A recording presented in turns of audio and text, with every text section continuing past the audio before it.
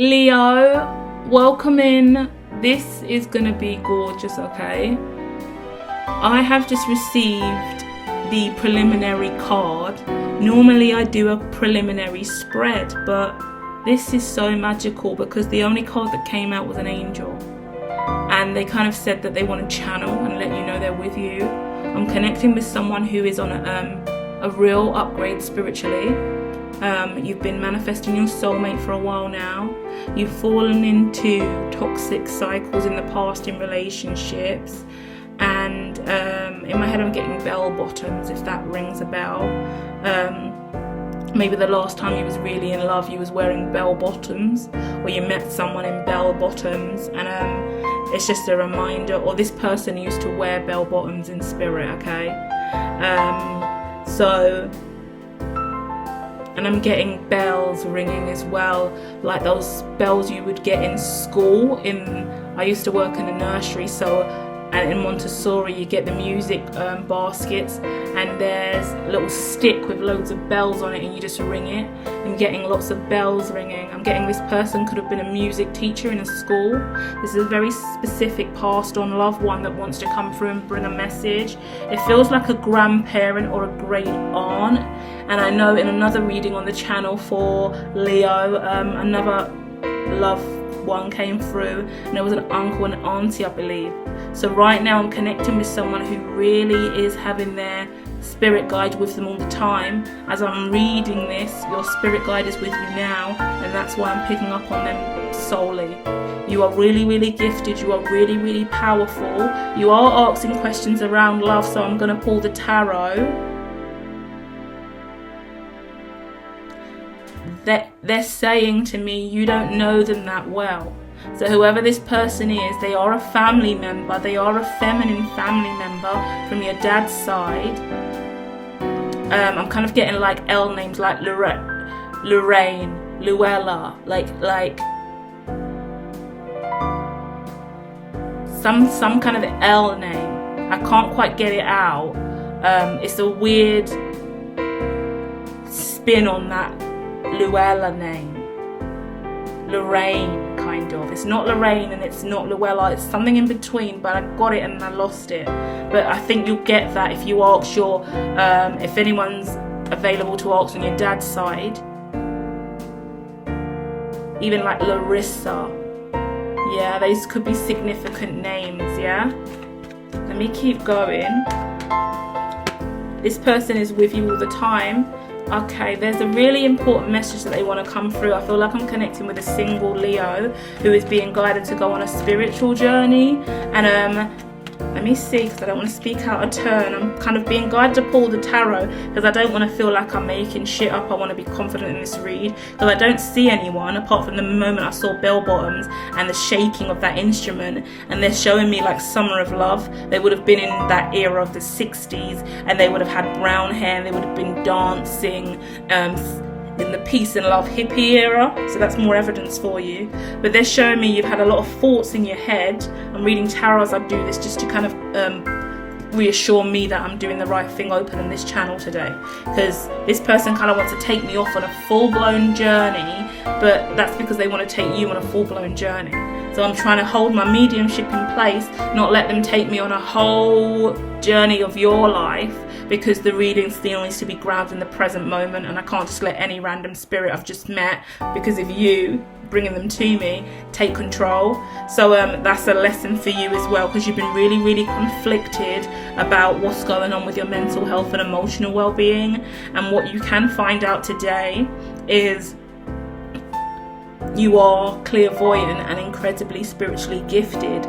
7 of Cups is out, and it's talking to me immediately about your need to go to a spiritual church near you. Spiritualist churches exist all over the UK, all over the world, but in the UK I know there's at least one in every borough, because I've done my research since 2020. From what I know, every single borough has one spiritualist church in it, and you'll Google it, you'll find it, and there's 7 rules of brotherhood, I believe, and you're being asked by your ancestor who is incredibly hippified, peace and love symbol, groovy bell bottoms, shaking the bell, saying, I need you to go and study the 7 brotherhoods of spirituality of the spiritualist church, and that's going to be the start of you opening up to these vibrations. The spiritualist church is a gorgeous place. Very different ones. You might have to travel around to different ones in the area, different boroughs, to see which one you like the most. They'll have mediumship nights. They'll have beginner circle, advanced circles, where you dive in and you use your gifts and you learn to hone your skills and your craft in a really powerful way, okay? There is a tower moment because you've been manifesting something new, but you feel kind of like it's not working, but your synchronicity and powers are advancing nonetheless. So there is a situation where you feel like a passionate new beginning in romance was lost or wasn't sparked, and that is because the new beginning for you is truly destined in you learning the 7 principles of spiritualist brethren. I don't know how to say it, but I think it's called the 7, or it's the Brotherhood of Spiritualists. Spiritualism.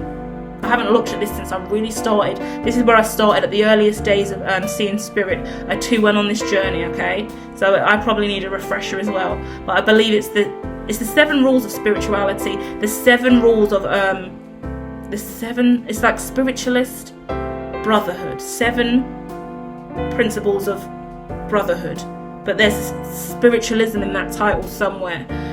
You can Google that, dive into what the 7 principles are. I didn't use it for too long on my journey, but I digested it, took it in, understood that was the belief of that church. But I also believe in Hinduism and Gaia and Ra, and Christianity is really strong in my life as well. So I refer to the Bible, I refer to Krishna consciousness a lot, and obviously I'm grounded in Kali Ma practices, galaxy, universe, Mother Gaia disciplines, hieroglyphics and stuff like that from Horus and Ra from the Egyptian side, because that's how my vision kind of shows up a little bit like hieroglyphics and like glitches in the matrix, if you want to call it like that. That's how my clairvoyance kind of works. So they're just some different strategies for you. Krishna consciousness, the Bhagavad Gita, the Bible, Quran, so many different disciplines. I also worship the tree of life and really use that and sacred geometry to help me kind of see through the different spirals of life. I really do embrace spirals and triskelions and symbols to help me understand the visions I have in my head.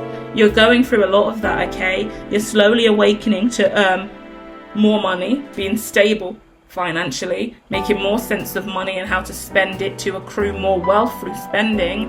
There's a lot of burdens you've gone through in your life, and I do see you are really trying to make some decisions to get away from the conflict.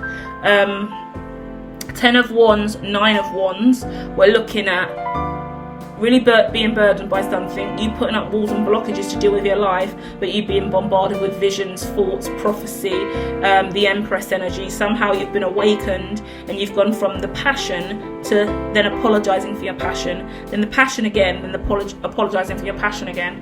I understand that energy. It's really painful sometimes in relationships when you are loving, kind and compassionate and you give so much. And people don't know how to receive sometimes, and then you fall short. You give all of your heart and then it makes you feel like you're being desperate because you have so much to give. But there's a thin line between feeling like in desperation energy. Like I get the energy in regards to sometimes when I'm really excited or having a new beginning, I just give all of me. I dive into situations and then people just pull away from me and I'm like, oh, I overgave. And I'm neurodiverse and I'm clairvoyant, so my gifts and abilities work really, really differently. So the way I give is just my true essence of giving. But I guess that's quite a turn off to other people, or people just look at me weird. I always feel really weird, hence why this is the alien channel. But that's because of my gifts and abilities. So it's kind of you saying, it's kind of your guide saying, don't feel weird, don't feel demolished, don't feel desperate or low, because you're not. You can never be. Yeah, be positive in your love and light and what you give off to the universe, because this is how you learn how gifted you are. Yeah, like I'll give you an example that I had today and what's worth knowing on this spiritual journey, right, from my advice. I was having a flashback earlier in a reading about a friendship group that I had, and how we all went away and travelled. But whilst we all went away, I was the butt of the joke a lot of times, because at that time I was just really getting into spirituality, reading tarot, worshipping quite frequently, doing chakras, saging, and I was just like dressed like a hippie, really rough, really broke, like headscarf, head wraps, looking really gypsy-fied, emo / spiritual hippie, with like the way I'm dressed. And I was with a bunch of really up-class, snooty bitches, or at least a few of them were, and I've always been that way and didn't really think too much of it. But when I reflect back, it kind of took me by surprise, because I realised, oh, I was getting bullied in that situation, because a few of those girls ganged up on me, and as we stopped off at a local like cafe or something to get food and stuff, everyone quickly got a seat and sat down, and I went to go and sit next to one of these girls, and she quickly put her bag there and just looked at me and gave me a dirty look. And we were all together, we were all living in the same house. A bunch of us got shoved into the shittier rooms for that as well, and it just kind of woke me up to how people treat you and how you kind of let things go. And although I'm really loud and boss bitchy and opinionated, people don't realise that I can still be abused, I can still be made fun of, I can still be bullied, I can still be picked on, and I can still be torn down. Even in school days, I was still that child that rather spend all my money on technology and buying the latest gadgets that I'll play with at home and the latest phone covers from eBay than I would be having the cleanest kickers and the most expensive shoes or the nicest jacket that everyone bought. I'd rather not get a new winter coat, and I'd rather not get the kickers that everyone else is wearing, because I could save £100 and put that towards my eBay basket for all the new technology that I want, with all the cute pink heart designs on it for my Nokia, and a new webcam for my PC, and the latest systems for tech. I could get all of that if I didn't use that money on looking cute. So I didn't look cute. So I was always that kind of trampy kid. I was always that hippie kid. I was always that poor, poverty looking one. And because I'm a loud, feisty black girl, no one sees anything other than that on the surface. But I didn't hang around, I've never fitted in with the black girls and like the group of them that are cool and wearing the latest clothes and in that kind of community. And this morning that really dawned on me, because I thought, whoa, I went out with all of those girls and they're kind of like that standard kind of type, and they all, majority of them shit on me, made fun of me the whole time I was on the trip. And I wasn't even poor then, but I guess I looked it to them because they're so like spending all their money on designer stuff, and I don't buy designer, I don't need it. I don't need it. Like, I'm loud, I'm opinionated, I'm obnoxious, I'll say what I want to say, but I don't need it. I'd rather just be naked and rub around and rub around on the mud and roll down a hill or something. I'm a hillbilly, call me that, right? And then in school days, the black girls didn't hang around with me either, because I wasn't cool enough and I wasn't talking about sex, because I wasn't a sexualized person like that, even though I had giant breasts from a young age. So we're looking at the different ways that people perceive you for who you are. Throw mediumship on top of that, throw seeing dead people on top of that. It's a whole other layer, a whole other element for people to hate and judge you. That was the struggle for me too, coming out as a medium. I see dead people, I read tarot. In the Christian community, that's forbidden. In the black community, I'm just a girl who's full of juju now. Dark magic. Oh, she sees dead people. Creepy witch, right? A lot of negative connotations around this, and there are many reasons why it made me become a hermit, because I realised I didn't fit in with all the cool kids. I didn't hang around with all the black boys either, because they just wanted to grab a feel of my breast and have violated me sexually at any opportunity they could. So I just avoided hanging around with them, which made me really atypical and alternative and almost pretty much emo and awkward. And I hanged around with absolutely everyone that wasn't the social group that I was supposed to fit in, because I didn't have the cool vibes all the time. But I was well known and popular just because sometimes you can't help it and it follows you when you're awesome. Do you get what I mean? But it's annoying, like, because you wouldn't believe what people go through and how people perceive you. That's my point. And I want you to take that in and digest that, because whoever came through in this reading, which is given great aunt energy, yeah, Linda could also be a significant name for you. I'm just full of L names, right? And really alternative L names too, like not just your standard everyday L name. It's like there's a spin to the name. Linda's quite a normal name to me. but there's a spin to that Linda name as well, and I just can't pin it, right? So just bear that in mind. But it's about how people perceive you versus how you really are.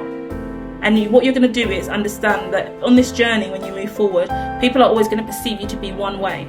I am now working towards big tech in my career, yet I come from a shamanic background and I still identify as a shaman today as my main belief system. That doesn't add up. Spirituality and science, spirituality and tech, they don't align. No one would think that. Being a hippie, poor energy. They don't see me being rich or highly successful. Those two strategies don't align. But who is anyone else to tell you how you can or can't live? I'm choosing my path, you're choosing yours. Everyone has a right to choose theirs. So understand you're going to be bullied, you're going to be picked on. This morning I was in a bit of shock and trauma when I had that memory, and I remember how upset I was when that person put that bag on the chair and looked at me like I was shit. And normally everyone thinks I'm such a loudmouth boss bitch and bad and aggy, and I could be, but that was early days in my spirituality where I was just really humble and quiet, and I felt awkward already on the trip, so I let it go.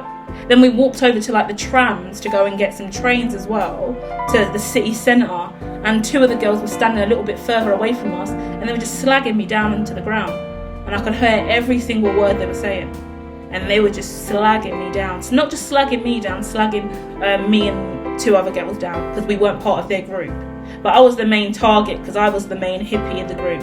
Everyone's like preppy, clueless, name brand bag, head to toe, fabulous. And I'm just a tree hugger, weirdo, wearing whatever you could possibly imagine is just different, right? Because I don't care about things like that. But to look back at it and realise how much that's hindered me, and I guess my relationship with that whole group, and just how I view socializing with certain groups now and in the future because of that incident, and just kind of going, I just don't need that energy in my life, and I don't want to insult anyone or drag it up, but it's just not comfortable for me. So it's about being really reflective about the communities that are accepting and kind to you, and what you kind of force yourself into and feel like you should be part of. Because if I could go back in time, I would never have went to that event, and I would never have associated with those people. And then, because then you think back and you think, oh, I've met them at other times and they also felt the same way about me.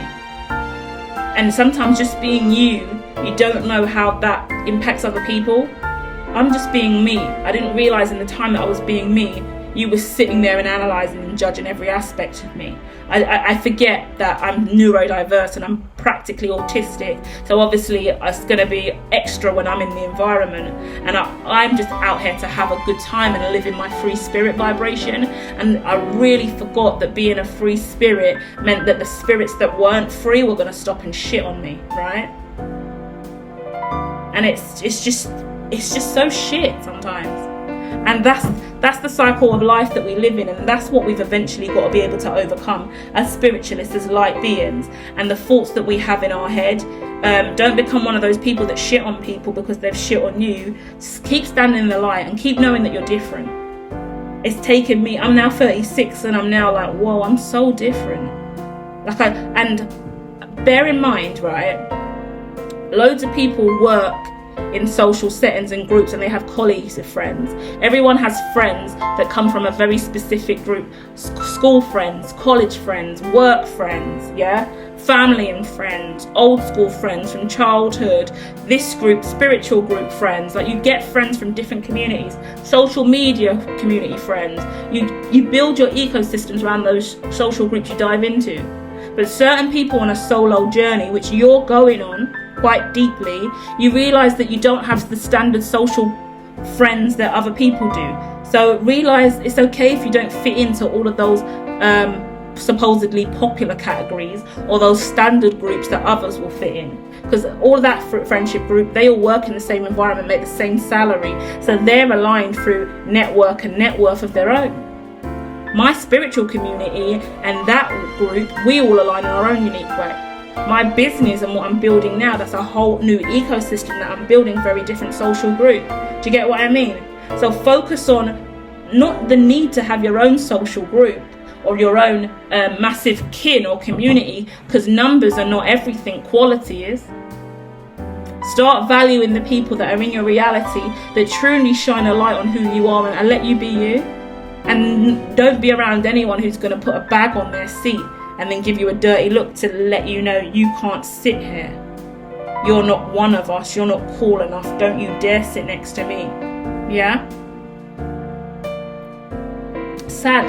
When I think about it, I'm like, how did I even let that happen and not address that straight away? That's how horrible that person was, and how kind of mean-spirited someone is, especially when you go on the spiritual journey. For the early phases, you're really vulnerable and you're really empathic, and when you're out here just trying to spread love and light, and someone's bringing really toxic energy and beating on you verbally, or gossiping you just 2 feet away and slagging all you and your friends off, you just kind of bite the bullet and let it go, because you're about peace and love. Do you get what I mean? And even now, I'm still about peace and love. I wouldn't even bother argue or fight back, but I am a mouthy bitch if I wanted to be, and I chose not to. And that's the message here. Take the higher road always, and don't go back into any situation or environment in your life from now on in the past that was a negative vibration that made you sad, or someone looking down on you or making you feel shit. And if you've done that on the vice versa, understand how it made you feel when someone did it to you, and just learn from it, you know? Because I've also been in situations where I've been a stuck-up spiritualist, thinking I know it all, or I'm the best in this category, or this is my business, so let me explain this, let me explain that. And that has a negative effect too. I wouldn't want to make anyone ever feel the way that girl made me feel that day, because I still have a really bad taste in my mouth when I see or hear anything associated with her through the grapevine, because she's still connected to one of the people I love very much. So that's forced me to even distance myself from that relationship, and just try to just stay away from all of it, because if that person can still associate with someone who's so toxic and could be so mean towards me, why would I even want to associate with anyone from that group? That's how wounded it was for me. So understand that wounding, and understand if it is safer for you to move away. Some people call it escapism. I wouldn't. It's protecting your mental health and emotional well-being, and doing what is right for you, you know? And there are mean and malicious people absolutely everywhere, and we also have those tendencies inside of ourselves if we don't check it, you know? And that's the only way we learn and evolve, by receiving shit and giving shit back until it smacks us in the face and we get a taste of it for ourselves, you know?